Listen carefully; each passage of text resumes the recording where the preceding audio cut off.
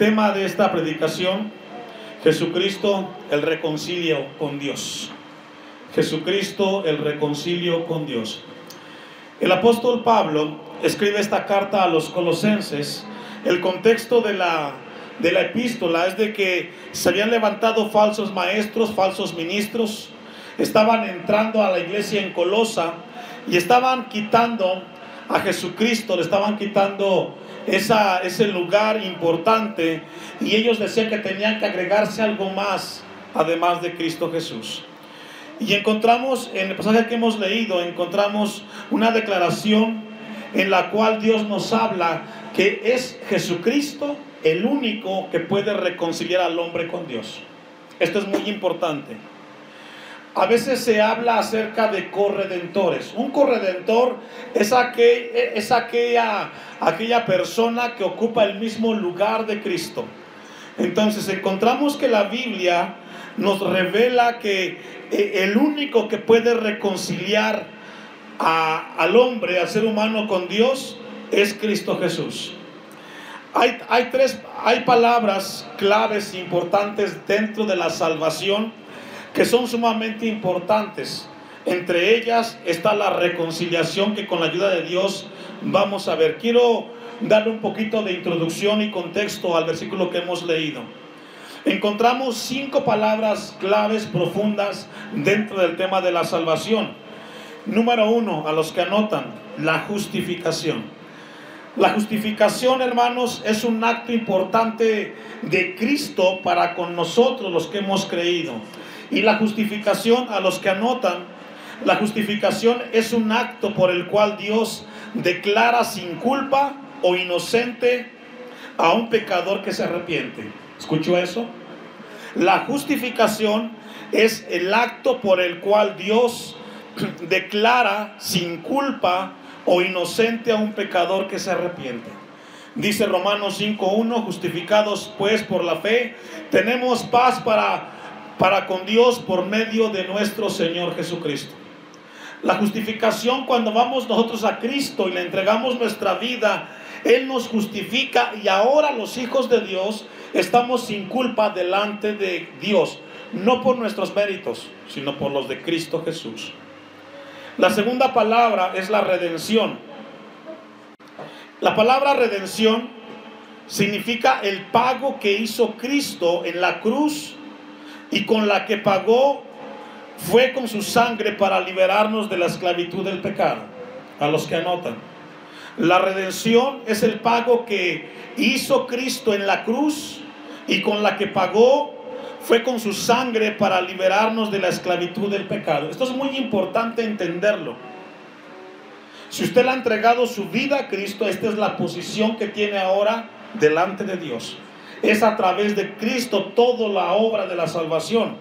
El apóstol Pedro, primera de Pedro 1:18 y 19, les leo: sabiendo que fuisteis rescatados de vuestra vana manera de vivir, la cual recibisteis de vuestros padres, no con cosas corruptibles como oro o plata, sino con la sangre preciosa de Cristo, dice Pedro, como de un cordero sin mancha y sin contaminación. La tercera palabra o el tercer rasgo dentro de la salvación es el perdón. El perdón. Recordemos que cuando nosotros vamos a Cristo y le entregamos nuestra vida, si usted ya lo hizo, usted debe de entender esto. Si no lo ha hecho, esto que estamos hablando, hermanos, es todo lo que sucede cuando usted levanta su mano y le entrega su vida a Cristo. Cuando usted viene y le dice: Señor Dios, te pido perdón por mis pecados, quiero que vengas a mi corazón a vivir. Todo lo que les estoy compartiendo es lo que sucede en ese momento. El perdón es la tercera parte o la tercera etapa, y el perdón es la deuda de pecado que tenía el ser humano con Dios. Cuando un pecador se arrepiente, esa deuda es cancelada. Esa deuda de pecado es borrada según la Biblia. Cuando usted viene y le pide perdón a Dios y se arrepiente en su corazón, la deuda que tenía usted con Dios es pagada por el sacrificio de Cristo. Primera a los Corintios 1:14, Colosenses 1:14, dice: en quien tenemos redención por su sangre y el perdón de pecados. La cuarta palabra es la adopción. Según la Biblia, Dios nos adoptó por medio de Jesucristo como sus hijos. Si usted busca en la Biblia, no todos son hijos de Dios. Según Juan 1:8 al 12, Evangelio de Juan 1:8 al 12, todos somos criaturas. Es decir, pastor, alguien que no es cristiano, ¿es hijo de Dios? Según la Biblia, no. Todos somos criaturas, pero los hijos somos aquellos que hemos entregado nuestra vida a Cristo y hemos sido adoptados por Dios. Dice Efesios 1:5. Vaya conmigo, ahora sí busque esta cita. Efesios 1:5. Esto es sumamente importante, hermanos. En el tema de la salvación es importante entender todo esto que estamos mencionando. Repito una vez más, es lo que sucede cuando usted le entregó su vida a Cristo, o lo que sucedió cuando usted le entregó su vida a Cristo. Dice Efesios 1:5. ¿Ya lo tiene? Me sigue con su vista. En amor, habiéndonos predestinado para ser ¿qué? Somos hijos adoptados. ¿Por qué? Porque Jesucristo pagó un precio en la cruz del Calvario para ser adoptados hijos suyos. Ahora, lo que sigue es importantísimo y contundente. ¿Por medio de quién? No es a través de un corredentor. Según la Biblia, toda la obra de la salvación es por medio de quién, hermanos? De Jesucristo. Esto a usted tiene que darle seguridad. No tiene que hacer ni buscar nada más. Si usted le entregó su vida a Cristo, tenga la plena seguridad de que Cristo cumplió todo en la cruz del Calvario. Dice el texto, según el puro afecto de su voluntad. Allí la palabra por medio de Jesucristo, que está ahí en el versículo 5, significa lo siguiente a los que anotan. Esa palabra por medio de Jesucristo significa que delante de Dios, si no es por medio de Cristo, no tiene validez el acto de la salvación. ¿Escuchó eso? Esa palabra que está en Efesios 1:5, que dice por medio de Jesucristo, significa que delante de Dios, si no es por medio de Cristo, no tiene validez. Jesucristo es el único medio que Dios ha establecido para que el hombre se acerque a Dios. Nada más. No tiene que hacer procesiones, no tiene que repetir cosas, es todo en Jesucristo. Y la quinta palabra, que es la que vamos a estudiar esta tarde con la ayuda de Dios, es la reconciliación. El tema es Jesucristo, el reconcilio con Dios. Y la reconciliación, hermanos, tiene que ver que cuando estábamos sin Cristo, Dios nos perdonó y nos reconcilió por medio del sacrificio de Cristo. Y esto es cuando creímos en Él. La reconciliación es que Dios nos perdonó y nos reconcilió por medio del sacrificio de Cristo. Vamos a ir a 2 Corintios 5:17. Va a ayudarnos a entender el pasaje de Colosenses. 2 Corintios 5:17. En lo que la va buscando, yo le leo a usted lo que dice Colosenses 1:21. Y a vosotros también, que erais en otro tiempo extraños y enemigos en vuestra mente, haciendo malas obras, ahora os ha reconciliado. La palabra reconciliación, hermanos, o reconcilio, como usted lo encuentra en su Biblia, la palabra en el griego es catalazo. Y la palabra significa reconciliar totalmente. La palabra reconciliación, catalazo, significa reconciliar completamente, totalmente. ¿Qué significa? Esta palabra reconciliación habla de un cambio que sufre una relación rota. Escuche esto, es muy importante, hermanos. El evangelio, ponga atención, el evangelio no son pasos a seguir, sino entender las verdades del evangelio. Somos llamados a entender lo que dice la Biblia, para que entonces entremos en la dimensión donde Dios quiere que estemos. La reconciliación, catalazo, es un término que habla del cambio que sufre una relación rota, afectada, hacia una relación correcta y en armonía. ¿Escuchó eso?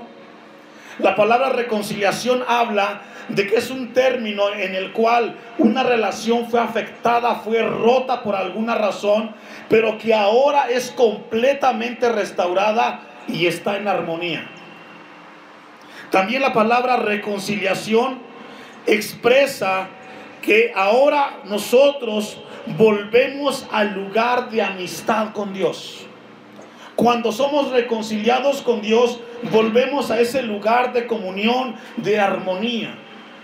Dice 2 de Corintios 5:17, ¿lo tiene? ¿Me sigue usted? De modo que si alguno está en Cristo, nueva criatura es, las cosas viejas pasaron, he aquí todas son hechas, ¿qué, hermanos? ¿Cuántas cosas? Todas. La Biblia encontramos del versículo 17 al 19 que estamos leyendo, encontramos 4 verdades espirituales que tienen que ver con la reconciliación. A los que anotan, repito. Del versículo 17 del capítulo 5 de 2 a los Corintios, del 17 al 19, encontramos 4 verdades espirituales que tienen que ver con la reconciliación.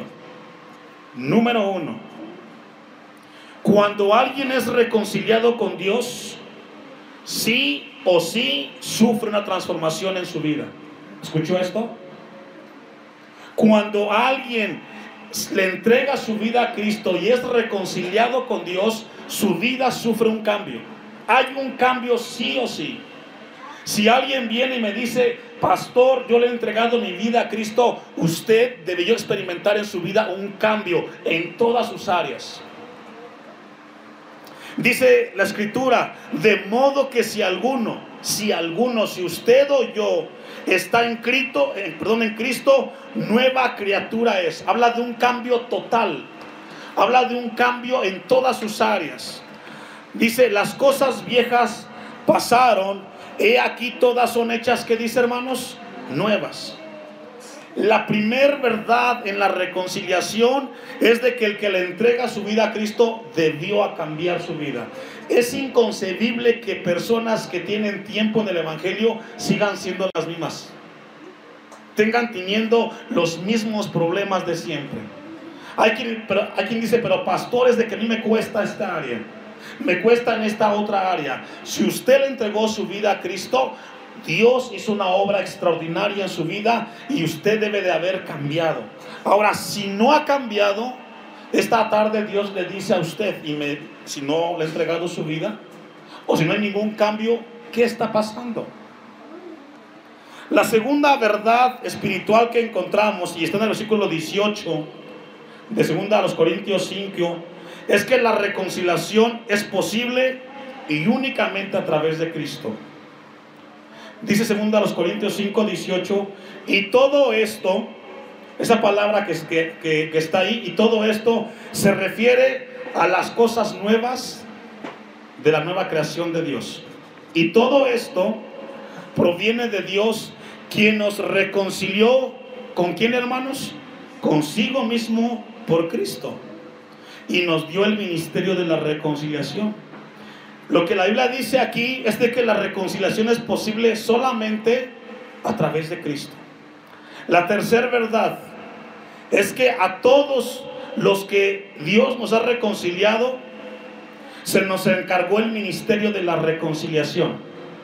Si usted ya fue reconciliado en Cristo Jesús, usted es llamado para predicarles a otros y llevarlos a la reconciliación con Dios.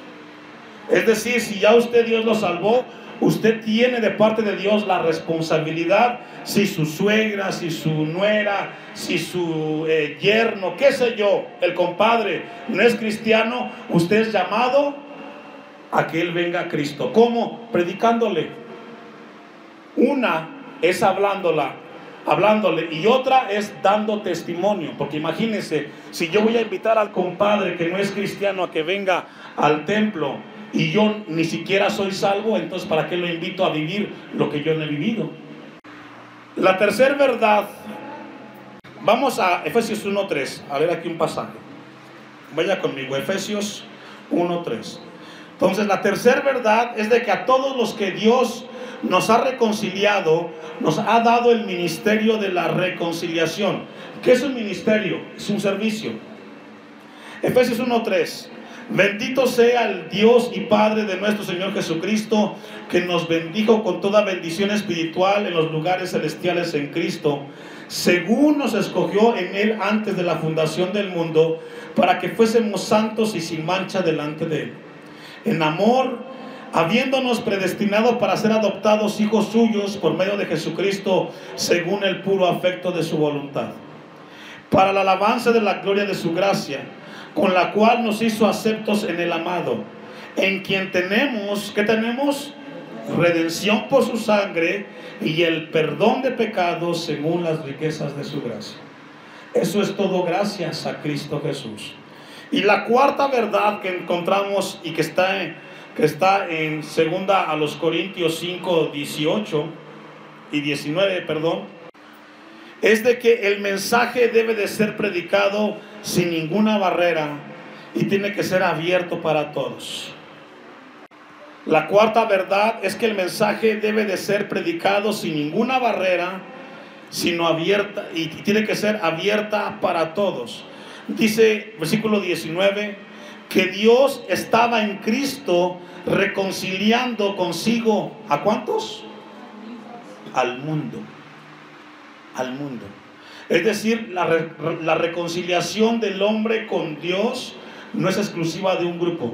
Es de que aquellos no tienen derecho, no. Todos tienen la puerta abierta para que puedan tener una reconciliación con Dios a través de Cristo. Dice el 19 que Dios estaba en Cristo reconciliando consigo al mundo, no tomándoles en cuenta a los hombres sus ¿qué? Sus pecados, y nos encargó ¿a quiénes? Usted, a mí, a los hijos de Dios nos encargó algo Dios. Fíjese, esto que usted va a leer no es algo que yo le ponga a usted, que algo que tiene que hacer, no. Es un encargo de Dios para con sus hijos. ¿Qué nos encargó? La palabra de la reconciliación. Eso fue lo que nos encargó a nosotros, Dios. A todos los hijos nos encargó a la reconciliación. Vamos a ir a Colosenses 1:20. Dicho lo siguiente, vamos entonces ahora sí a entrar en materia, en el pasaje que nos corresponde esta tarde estudiar. Yo espero que ya haya logrado entender un poco de lo que es la reconciliación. Dice Colosenses 1:20, y por medio de Él, por medio de Cristo, reconciliar consigo, ¿cuántas cosas, hermanos? Todas las cosas. Y aquí, hermano, fíjese que también entran las cosas, no solamente entran los seres humanos, también entran cosas que tienen que ver con la vida, animales, plantas, la misma tierra. Vamos a ver por qué. Así las que están en la tierra, fíjese, como las que están en los cielos, haciendo la paz mediante la sangre de Jesucristo. Aquí la palabra encontramos de que Dios reconcilia todas las cosas de este mundo en Cristo Jesús. Ya vimos que la palabra reconciliar tiene que ver con establecer una relación correcta y en armonía. Algo que fue roto, ponerlo en su lugar, como debió haber sido desde el principio. Vaya buscando Romanos 8:21. Entonces, el tema de la reconciliación es que Dios va a reconciliar todas las cosas. Dios depositó en Jesús reconciliar todas las cosas. Dice, en lo que busca usted Romanos 8:21, yo le leo Romanos 6:23, porque la paga del pecado es muerte, mas la dádiva de Dios es vida eterna en Cristo Jesús, Señor nuestro. Cuando Adán pecó en el Génesis, hermanos, en su desobediencia de Adán, trajo además, en ese acto de Adán, trajo que todas las cosas experimentarían muerte. Antes de que Adán pecara, escuche esto, no había muerte. La muerte es una consecuencia del pecado cuando Adán desobedece. No solamente los seres humanos sufren o experimentan el tema de la muerte, los animales mueren, las plantas mueren. la misma tierra experimentó el que pasaran por la muerte. Es un sufrimiento o es un acto que es consecuencia de lo que Adán hizo en el Génesis. Entonces, a partir de ese momento, la muerte es algo que todo ser viviente experimenta y es consecuencia del pecado. Dice Romanos 8:21, ¿lo tiene? Porque también la creación misma será libertada de la esclavitud de corrupción a la libertad gloriosa de los hijos de Dios. Allí la palabra corrupción que encontramos habla de que la tierra poco a poco está muriendo. Usted logra ver, cada vez la tierra tiene menos árboles, hay más contaminación, la capa de ozono, el calor es directo casi, y vemos que la misma naturaleza habla de que se está desintegrando. Versículo 22. Porque sabemos que toda la creación gime a una, y a una está con dolores de parte hasta ahora, dice el versículo 22. Dice que la misma creación sufre y gime. Es decir, la misma tierra está experimentando el desgaste consecuencia del mismo pecado. Mire, me puse a estudiar y a leer un poco. Una de las leyes de la física que tiene que ver con la termodinámica. Dice, pastor, ¿qué tiene que ver esto con lo que estamos viendo? Algo importante. La termodinámica estudia la mecánica del calor, esta ciencia de la física. Y dice la termodinámica en su primer ley que la energía no se crea ni se destruye, sino que ¿qué? Una palomita para los que saben. Una vez más, la energía no se crea ni se destruye, sino que se transforma. Es decir, que las cosas que vemos las podemos destruir, pero la materia no se puede destruir, ¿cierto o no? Según esta ley. Cuando morimos nosotros y nos llevan en un féretro al cementerio, nos llevan, ahí nos dejan, o dejan el cuerpo ahí, ¿y qué pasa? Se descompone y llega a ser polvo, pero el polvo sigue estando ahí. Eso dice esta primera ley de la termodinámica. La segunda ley se llama la ley de la entropía. Y esta ley dice que significa que la transformación, que las cosas o la materia tienden a moverse de un orden al desorden, y que todo tiende a oxidarse o a corromperse y a echarse a perder con el tiempo. Y esta ley, hermanos, esta ley inició cuando el hombre pecó en el Edén. Esta ley que dice la entropía. ¿Qué dice esta ley? Que las cosas o la materia tienden a moverse y a descomponerse, pero eso mismo va a restaurar Dios en Cristo Jesús. Salmo 102:25. Este salmo fue escrito por el rey David. Y déjeme decirle que antes de que existiera la termodinámica, la primera y segunda ley que le he dicho a usted de la entropía, antes de todo esto, el rey David ya había descubierto, bueno, Dios le reveló, mejor dicho, la ley de la entropía. Dice la entropía, en lo que busca usted el Salmo 102:25, que las cosas o la materia tienden a moverse de un orden al desorden. Y usted dice, bueno, pastor, ¿cómo sucede eso? Si usted tiene una foto cuando era niño y se ve ahora, ¿ha cambiado o no ha cambiado? ¿Hay un desorden, cierto o no? Mire, ponga mucha atención. Salmo 102:25. Desde el principio tú fundaste la tierra, y los cielos son obra de tus manos. Ellos, los cielos, ¿qué? Perecerán, mas tú permanecerás. Y todos ellos con una vestidura, ¿sé qué? ¿Quiénes? Los cielos. ¿Sí logra ver? De un desorden, de un orden a un desorden. Ahí está la ley, la entropía. Dice el texto, como un vestido las mudarás y serán mudados, pero tú eres el mismo, Dios es el mismo. ¿Y tus años qué?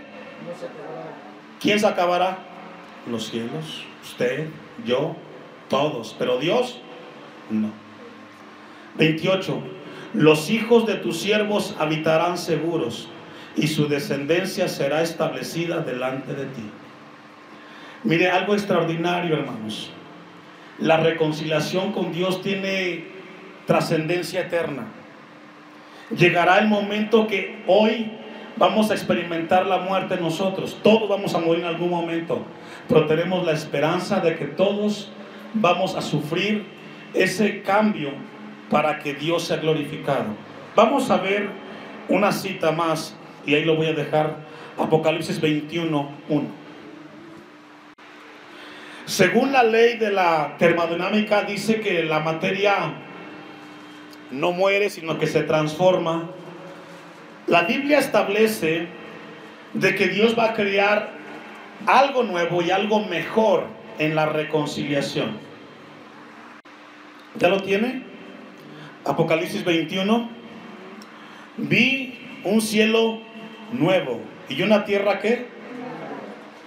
Porque el primer cielo y la primera tierra, ¿qué dice?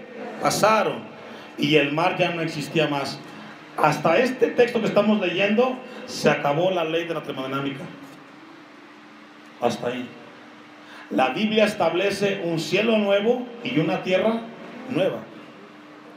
2. Y yo, Juan, vi la santa ciudad, la nueva Jerusalén, descender del cielo de Dios, dispuesta como una esposa ataviada para su marido.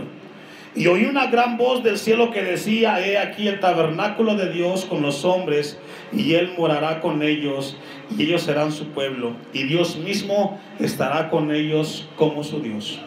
Enjugará Dios toda lágrima. ¿Cuántas? Toda. De los ojos de ellos, y ya no habrá, ¿qué dice, hermanos? En la reconciliación y en este tiempo futuro que nos habla la Biblia, el hombre ya no experimentará lo que hoy experimentamos, que es el dolor de la muerte. Ya no. Todo esto es consecuencia de que Cristo al tercer día resucitó, hermanos. Esta es la esperanza, que ahora usted y yo sabemos que vamos a morir, pero después de la muerte estaremos con nuestro Dios. Estar con Cristo es algo muy importante. Continúa el texto. Y ya no habrá muerte, ni habrá más llanto, ni clamor, ni dolor, que es lo que la muerte produce. Porque las primeras cosas, ¿qué cosas? La tierra, los cielos, la misma vida del hombre, este cuerpo que se descompone, pasaron. Entonces encontramos que la Biblia establece de que en la reconciliación este acto será supremo por parte de Dios. Por eso, hermanos, si algo seguro tiene usted, y debe de ser así, es caminar con Cristo.